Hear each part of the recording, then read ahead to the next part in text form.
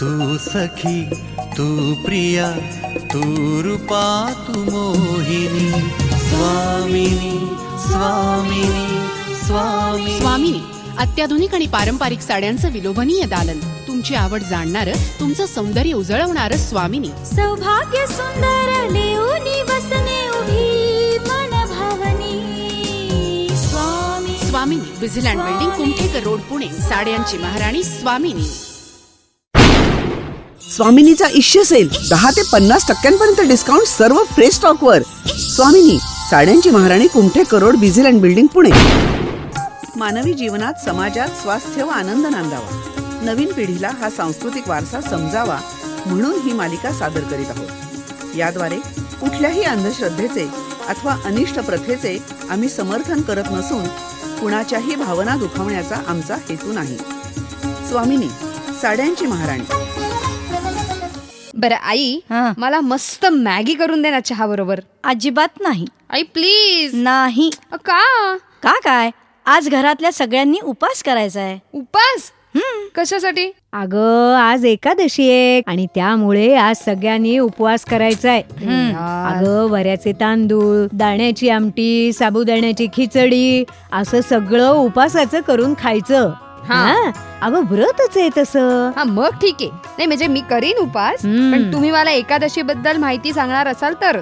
बरं का मनू, एकादशी हे प्रामुख्यानं भगवान विष्णूंच्या आराधनेचं व्रत आहे हो. प्रत्येक महिन्यात शुद्ध आणि कृष्ण अशा 2 पक्षात 2 एकादशी येतात. पण आषाढात आणि कार्तिकात शुद्ध पक्षात येणाऱ्या एकादशीला उपास करून व्रत करायची परंपरा आहे. आजी, पांडुरंग पण विष्णूचाच अवतार ना? हो ग. आणि बरं का मनू, विष्णूनं जे दशावतार घेतले त्याचं मूळ सुद्धा एकादशीच्या व्रतातच आहे बरं का. म्हणजे? अगं, त्याची सुद्धा एक छान गोष्ट आहे हो. आजी सांग ना ती गोष्ट. सांगते हो. अगं, अगदी पुराण काळातली गोष्ट आहे, म्हणजे अगदी जुनी.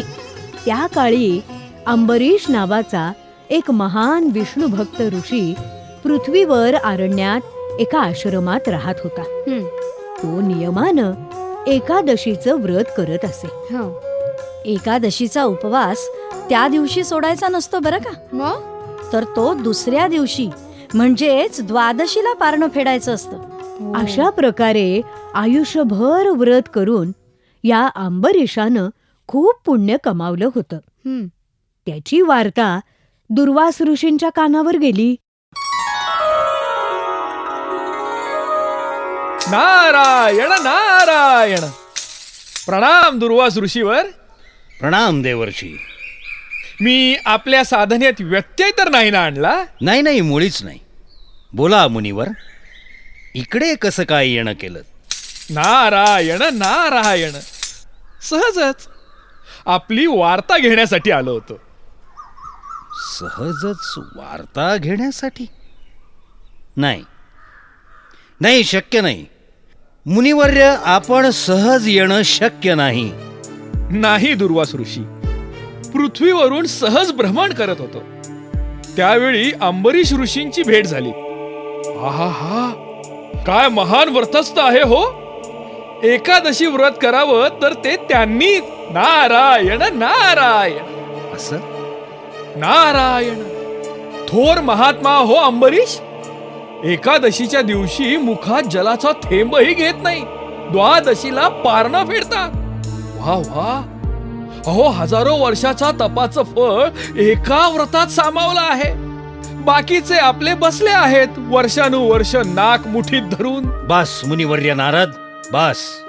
मुनिवर्य, तुम्ही इतर ऋषीजनांचा यामुळे अपमान करीत आहात. क्षमस्व ऋषीवर, क्षमस्व. माझा तसा हेतू नव्हता. आपण एकदा अंबरीश ऋषींना पाहावंच. नारायण नारायण. एकदा कशाला? मी आत्ताच जाऊन त्या अंबरीशाची परीक्षा घेतो. नारायण नारायण. माझं कार्य झालं, मी चाललो. नारायण नारायण.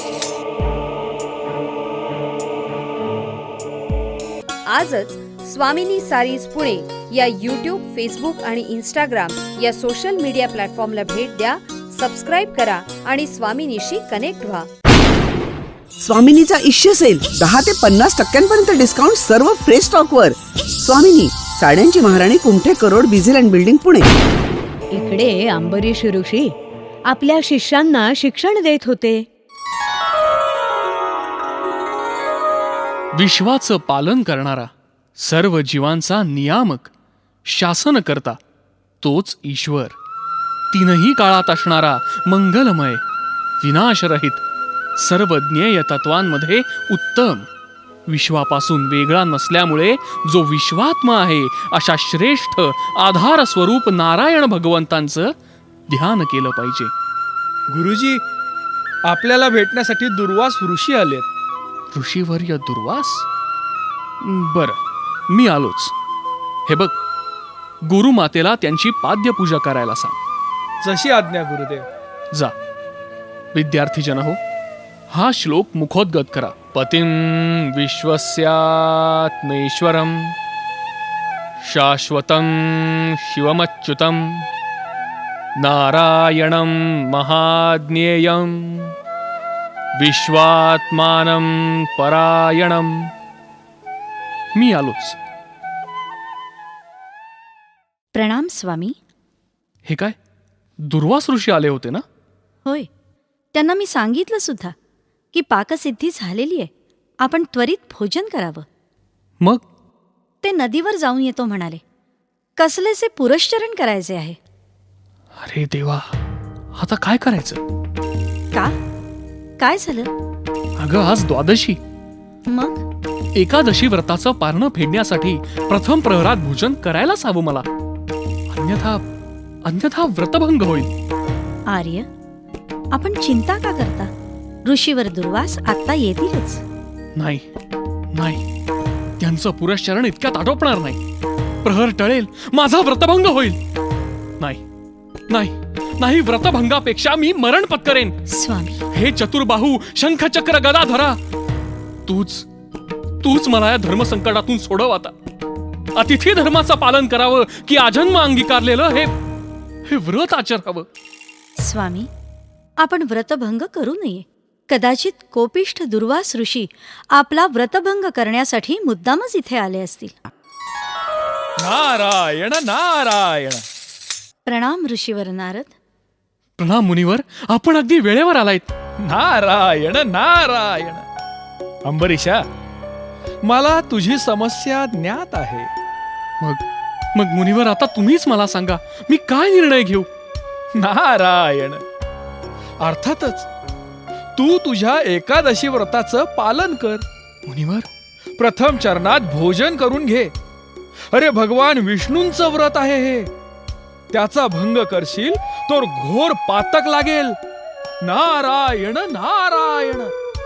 मला पातकाचं भय नाही मुनिवर, पण दुःख याचंच आहे की व्रतभंगाने परमेश्वर आणि माझ्यातली जवळीक नष्ट होईल.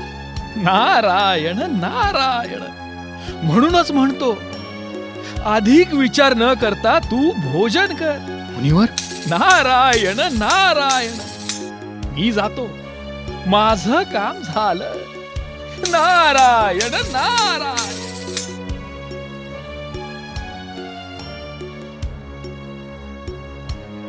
हे काय अंबरीशा, घरी आलेल्या अतिथीला सोडून एकटा भोजनाला बसलास?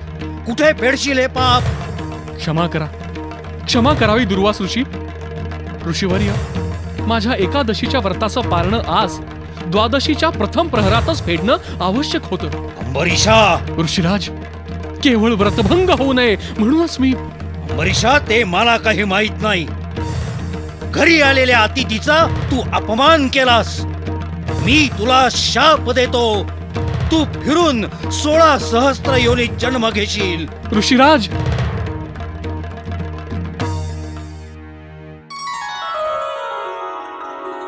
ऋषीवर्य दुर्वास, भगवान विष्णू प्रत्यक्ष आपण.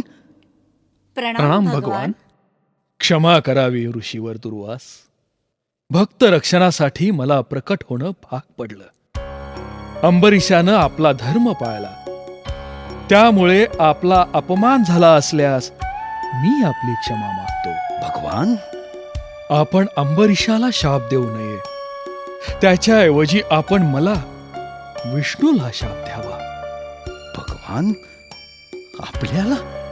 आपल्याला शाप? होय, शाप. ऋषीवर्य, शाप. एकादशी व्रत पालन करणाऱ्या माझ्या या महान भक्तासाठी मी शापही आनंदानं भोगेन. भगवान, अंबरीशाचं निमित्त करून आपण अवघ्या पृथ्वीचं कल्याण करावं, यासाठी मी दुर्वास आपल्याला असा शाप देतो.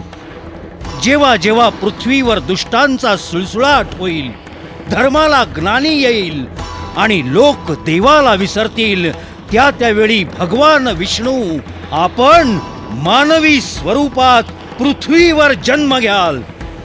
आपले हे 10 अवतार दशावतार म्हणून प्रसिद्ध होतील.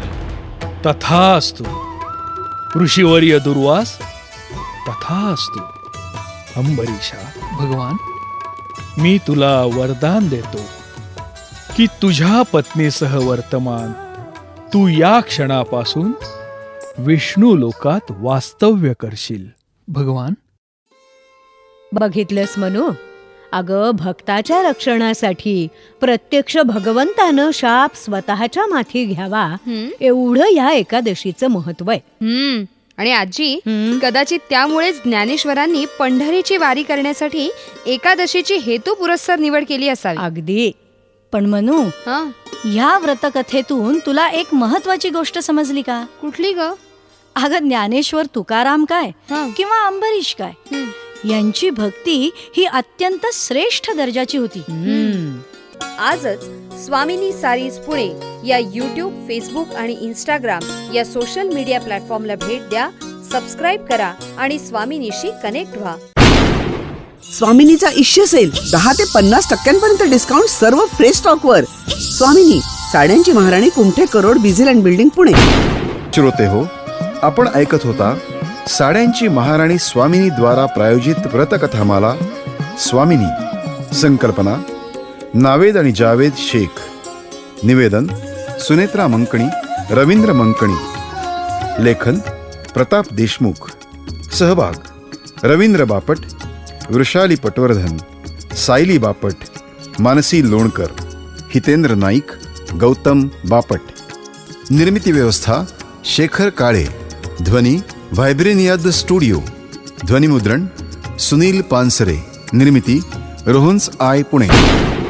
स्वामिनीचा इश्य सेल 10 ते 50% डिस्काउंट सर्व फ्रेश स्टॉकवर. स्वामिनी, साड्यांची महाराणी, कुमठे करोड, बिझीलँड बिल्डिंग, पुणे. तू सखी, तू प्रिया, तू रूपा, तू मोहिनी. स्वामिनी, स्वामिनी, स्वामी. स्वामिनी, अत्याधुनिक आणि पारंपरिक साड्यांचं विलोभनीय दालन. तुमची आवड जाणणारं, तुमचं सौंदर्य उजळवणारं स्वामिनी. सौभाग्य सुंदर लेऊनी वसने उभी मन भावनी. स्वामिनी, Busyland building, Kumthekar road, Pune. साड्यांची महाराणी स्वामिनी.